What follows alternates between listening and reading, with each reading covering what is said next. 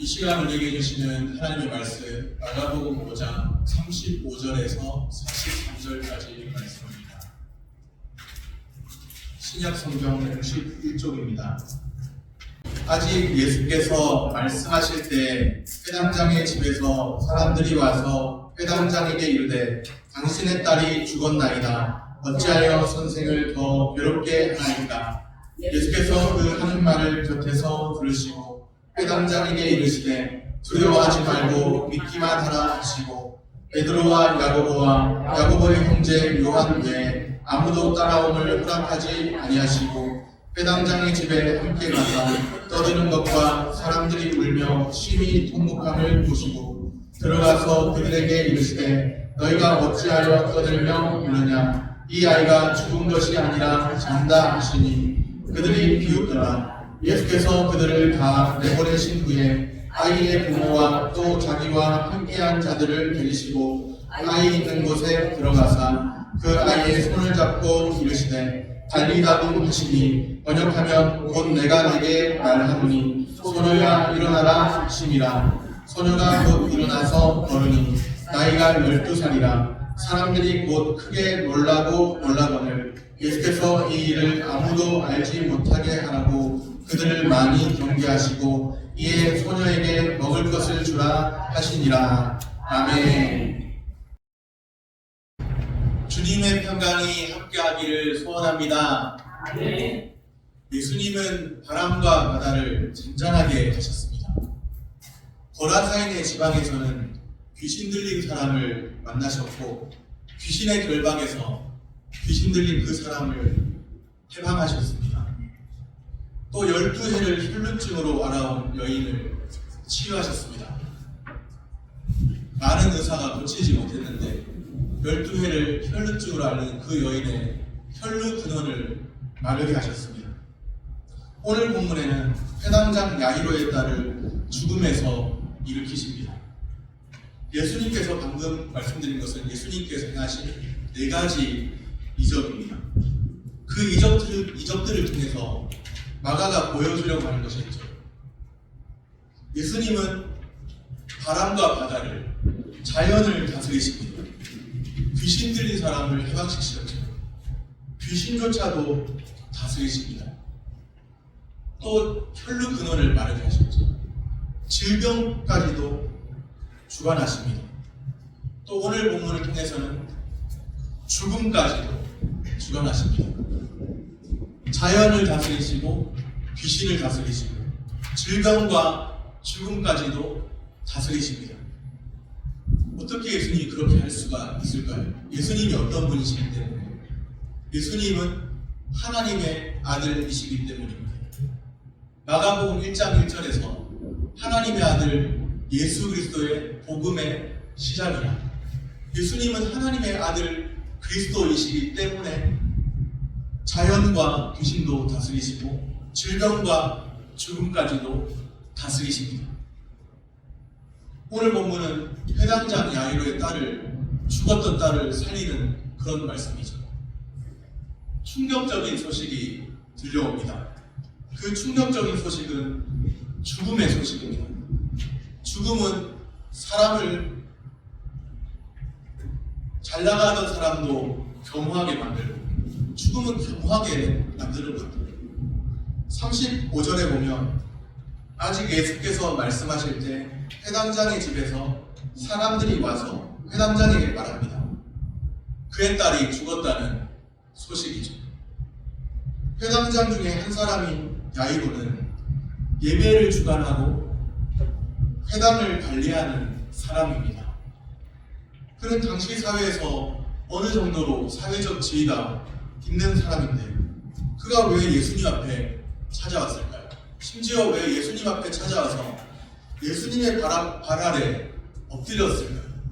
예수님 앞에 찾아와서 신분이 있는 사람이, 어떤 사회적 지위가 있는 사람이 예수님 앞에 찾아와서 예수님의 발 아래 엎드려 간구했습니다.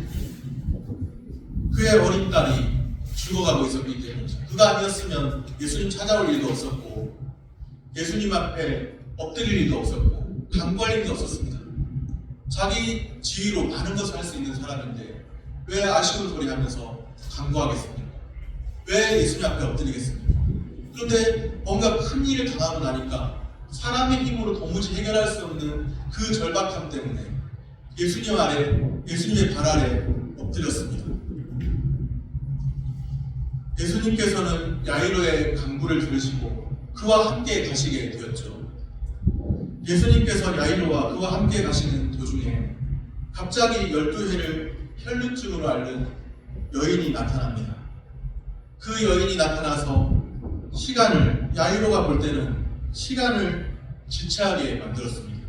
예수님과 같이 가서 얼른 딸을 고쳐야 되는데, 죽어가고 있는데 살려야 되는데 12의 혈루증을 앓는 여인이 갑자기 나타나더니 자기가 먼저 예수님 만났는데 갑자기 이렇게 새치기 하는 거예요. 새치기. 그래서 시간을 많이 지체했습니다. 여전히 그 시간에도 12회를 혈루증을 앓는 그 여인 고치시고 또 예수님이 대화 나누시고 그 시간에도 여전히 딸아이는 어떻게 되고 있을까요? 여전히 죽어가고 있는 거죠. 예수님이 그 여인 치유하시는 동안에 또 예수님 그 여인과 대화 나누시는 동안에 빨리 끝내고 딸아이한테 가도 모자란 판인데 지금 딸아이는 죽어가고 있습니다. 그런 상황입니다. 그런데 시간은 점점 더 지체되고 있습니다. 애가 타고 속이 타고 막 그럴 상황인 거죠. 그렇게 애타는 상황 가운데 전해진 소식이 충격 그 자체입니다. 딸이 죽었다는 거예요. 기어이 죽고야 말았다는 거예요. 조금 빨리 갔어야 되는데 예수님이. 죽음의 소식입니다. 그 소식을 듣고는 모든 것이 무너져버리는 그런 마음입니다. 모든 것이 무너져버리죠. 송두리째 무너져버렸죠. 죽음의 소식은 야이로에게서 모든 희망을 다 빼앗아 갔습니다. 지금 야이로는 누구와 함께 있죠? 예수님과 함께 있습니다. 그런데 그에게는 죽음의 소식만이 들려올 뿐이에요. 죽음의 소식이 너무도 크게 들려옵니다. 그는 어떻게 예수님을 찾아오게 되었을까요? 예수의 소문을 듣고 12해를 혈루증을 앓는 그 여인도 예수의 소문을 듣고 찾아왔는데 야이로도 예수의 소문을 듣고 예수님께 나아가면 주님이 해결해 주신다는 그 말씀을 듣고 예수의 소문을 듣고 예수님 앞에 왔습니다. 그런데 예수님과 함께 가고 있는데도 죽음의 소식이 들려왔고 그 소식 앞에서 예수님은 그의 곁에서 아무런 의미가 없는 존재인 것처럼 여겨졌죠. 그의 마음은 절망과 혼돈으로 가득 찼습니다. 이제 예수를 믿는 게 무슨 소용인가? 이분을 내가 믿는 게 무슨 소용인가? 이미 죽었는데 어떻게 될 것인가? 죽음의 소식으로 인해서 그의 마음에는 큰 광풍이 몰아치고 있습니다. 이것이 우리의 현실입니다. 예수님과 동행한다고 말하지만 고난이 오고 어려움이 찾아왔을 때 예수님은 우리 앞에 우리 곁에 계신데도 아무런 의미가 없는 존재처럼 그렇게 여기고 마는 것이 우리의 믿음의 현 주소는 아닐까요? 달리다금의 역사, 우리가 잘 알고 있는 달리다금의 역사, 생명의 역사는 깊은 절망과 수렁 가운데 있는 그 사람에게 나타났습니다. 36절 말씀입니다. 우리 같이 36절 말씀 같이 읽겠습니다. 예수께서 그 하는 말을 곁에서 들으시고 회당장에게 이르시되 두려워하지 말고 믿기만 하라 하시고 아멘. 두려워하지 말고 믿기만 하라. 이미 사람 죽었잖아요. 이미 끝난 것 같잖아요. 그런데 두려워하지 말고 믿기만 하라. 우리 삶에 절망과 죽음의 소식이 들려올 때가 있습니다. 우리의 마음을 흔들어 놓기에 충분한 광풍이 몰아칠 때가 있습니다. 우리의 내면에 큰 광풍이 몰아치고 우리의 마음은 혼돈으로 가득할 때가 있습니다. 그러나 그러한 모든 상황은 예수님 안에서 종결됩니다. 예수님 안에서 종결된다는 것을 믿으시기를 바랍니다. 무엇이 우리의 내면을 흔들고 있습니까? 우리의 마음에 주님의 말씀이 강력하게 들려오기를 소원합니다.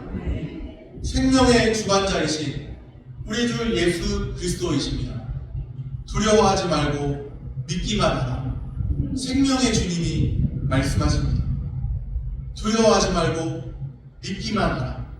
주님의 말씀을 듣고 두려워하는 마음 떨쳐버리고 생명의 주관자이신 우리 주 예수님을 믿음으로 바라보는 은혜가 있기를 소원합니다.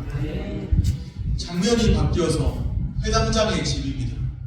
38절 말씀입니다. 회당장의 집에 함께 가사 떠드는 것과 사람들이 울며 심히 통곡함을 보시고, 여기서 들리는 것은 다른 소리는 없어요. 떠드는 소리, 울음소리, 심히 통곡하는 소리가 들려옵니다. 예수님도 이 소리를 듣고 계시죠. 떠드는 것과 사람들이 울며 심히 통곡하는 것을 보셨습니다. 2023년 한 해 동안에 사건, 사고, 다사다난한 한 해라고 말을 합니다. 다사다난. 많은 일들이 있고 참 많은 어려움이 있었던 그런 시간인데, 전쟁도 터졌더라고요. 여러 전쟁도. 이제 이스라엘 전쟁도 또 저기 어디입니까? 거기 전쟁도 터졌잖아요. 전쟁이 터진 거예요. 이곳저곳. 정말 다사다난한 한 해 같습니다.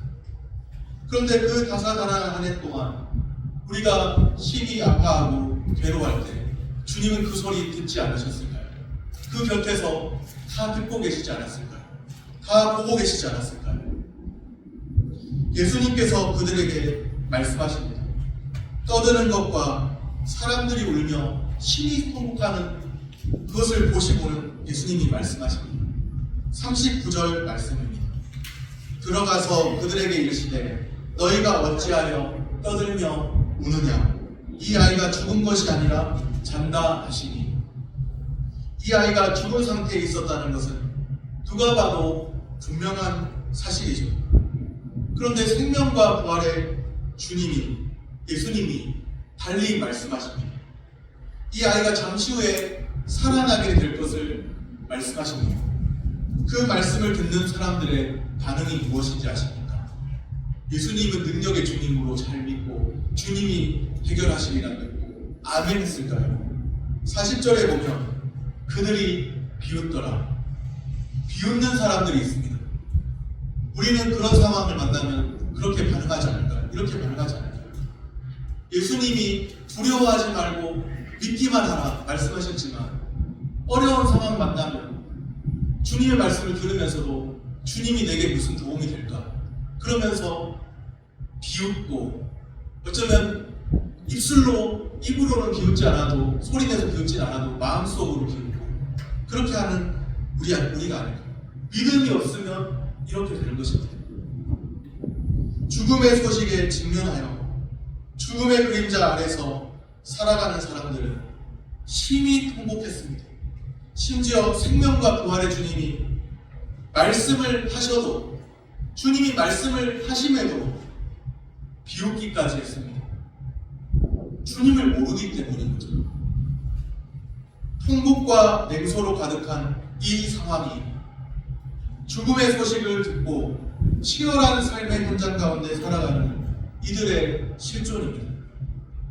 그들의 마음의 중심에는 죽음의 소식은 트지만 생명의 주님이 뛰어들 자리가 없습니다. 예수님께서 이미 그들과 함께 계시죠. 그런데도 그들은 생명의 주님 알지 못합니다. 죽음의 지배 아래 철저히 살아가고 있는 것이죠. 예수님의 말씀을 듣고 비웃는 자들이 있습니다. 주님이 어떻게 이 상황 해결하셨다? 주님이 어떻게 이 상황, 주님이 어떻게 풀어주신다? 40절을 다시 보면 그들이 비웃더라. 예수께서 그들을 다 내보내신 후에 예수님은 비웃는 그들을 다 내보내셨습니다. 비웃는 그들을 다 내보내셨어요. 원어상으로 보면 내보내셨다는 이 말은 강압적으로 몰아내셨다, 그런 뜻입니다.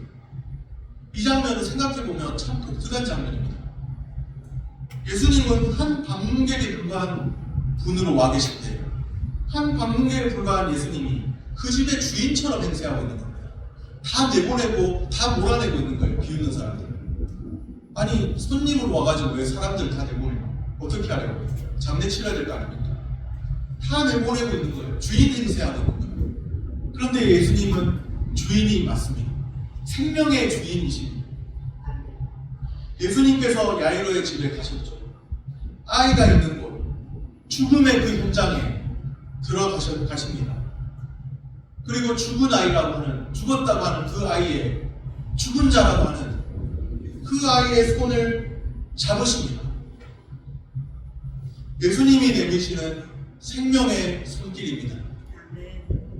예수님이 생명의 손길을 내미셔서 붙잡으시는 자마다 살아나는 역사가 있게 되는 줄로 믿습니다.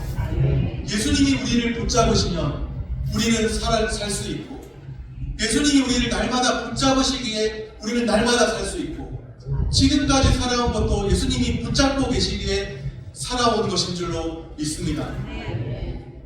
아이의 손을 잡으시면서 그 유명한 말씀을 하시죠. 믿는 자라면 이 말씀을 모르지 않는 그 유명한 말씀, 41절 말씀입니다.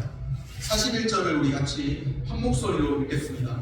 그 아이의 손을 잡고 이르시되 달리다붐 하시니, 번역하면 곧 내가 내게 말하노니 소녀야 일어나라 하심이라. 아멘. 죽은 자를 향해서 명령하고 계세요. 예수님이니까 하실 수 있죠. 생명의 주인이니까 하실 수 있죠. 달리다붐, 이 말은 팔레스타인 말 가운데 아람어입니다. 아람어. 보통 구약은 히브리어, 신약은 헬라어로 되어 있고, 구약 신약에 중간중간에 아람어가 잠깐 나오는데, 구약에도 그렇고 신약에도 그렇고 아람어가 있는데, 구약은 히브리어로 기록되었고 신약은 헬라어로 기록되었습니다. 그런데 잠깐 나오는 그 아람어 중에 달리다붐입니다. 팔레스타인에서 쓰이던 아람어. 그러니까 예수님은 유대인이니까 히브리어도 하셨겠죠. 그리고 그리스 로마 시대에 사셨으니까, 로마 시대에 사셨으니까 헬라어도 하셨겠죠. 아람어도 하셨죠. 3개국을 예수님하고 바친 거예요. 그런데 아람어로 달리다붐이라는 이 말은 예수님 당시에 통용되던 아람어인데, 탈리다쿰에서 유래한 말입니다. 원래는 탈리다쿰인 거예요. 아람어. 소녀야 라는 뜻의 탈리다. 뭔가 탈리다가 소녀야 이런 느낌이 들지 않으십니까? 제가 곰곰이 생각해보니까 탈리다, 소녀야 이런 말 같은 느낌이 들더라고요. 소녀야.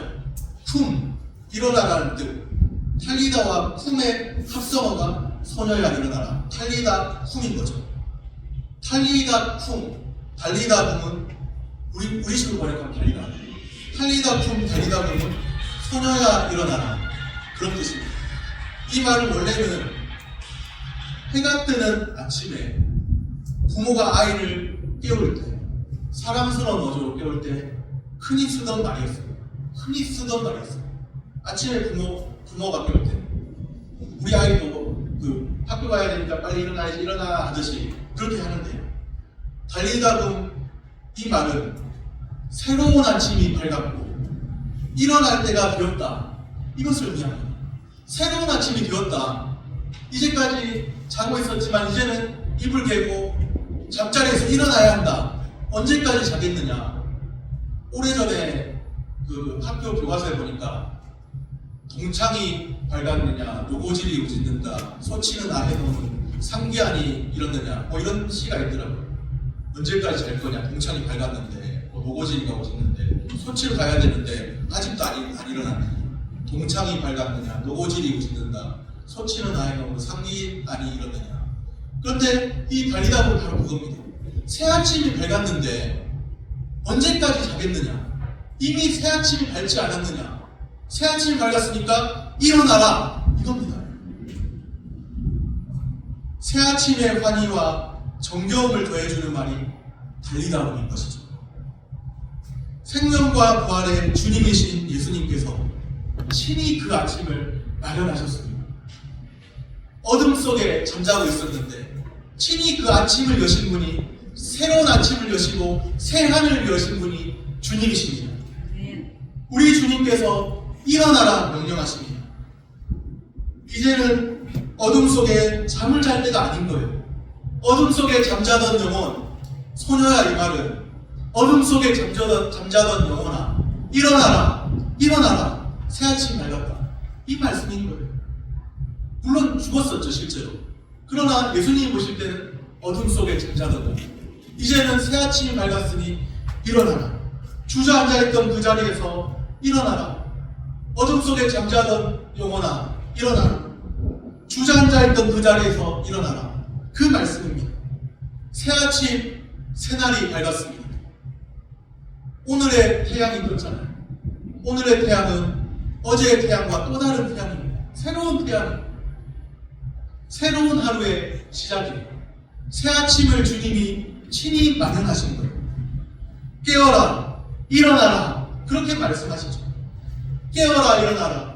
어둠 속에 잠자던 영혼아, 깨어나라, 깨어라, 일어나라. 주님의 그 명령입니다. 이것은 어둠 속에 잠자던 영혼에게 하시는 명령이에요. 친히 새아침을 마련하신 주님이 하시는 명령이에요. 이제는 포기하고 그렇게 주저앉아 있을 때가 아니다. 이제는 다시 일어나야 한다. 이제는 다시 회복해야 한다. 깨어라, 일어나라.